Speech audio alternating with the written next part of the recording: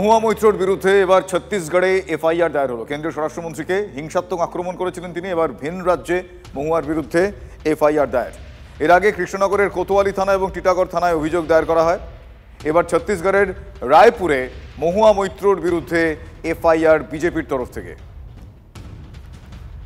মহুয়া মৈত্রর বিরুদ্ধে এবার ছত্তিশগড়ে এফআইআর দায়ের করল বিজেপি। কেন্দ্রীয় স্বরাষ্ট্রমন্ত্রীকে হিংসাত্মক আক্রমণে ভিন রাজ্যে এবার মহুয়া মৈত্রর বিরুদ্ধে এফআইআর দায়ের। এর আগে কৃষ্ণনগরের কোতোয়ালি থানা ও টিটাগড় থানায় অভিযোগ দায়ের হয়।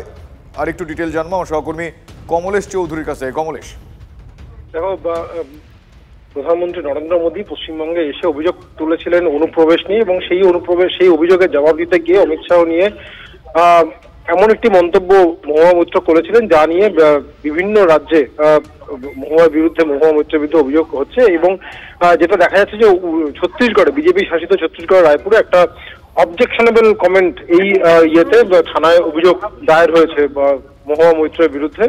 এবং আমাদের যে ভারতীয় ন্যায় সংহিতার যে নতুন ধারা, সেখানে 196 ধারা এবং 197 ধারা, এই দুটো ধারায় মহুয়া মৈত্রের বিরুদ্ধে মামলা রুজু হয়েছে। এবং এই ধরনের আরো অভিযোগ বিভিন্ন রাজ্যে হতে পারে, এরকমই রাজনৈতিক মহলের ধারণা। শুভজিৎ।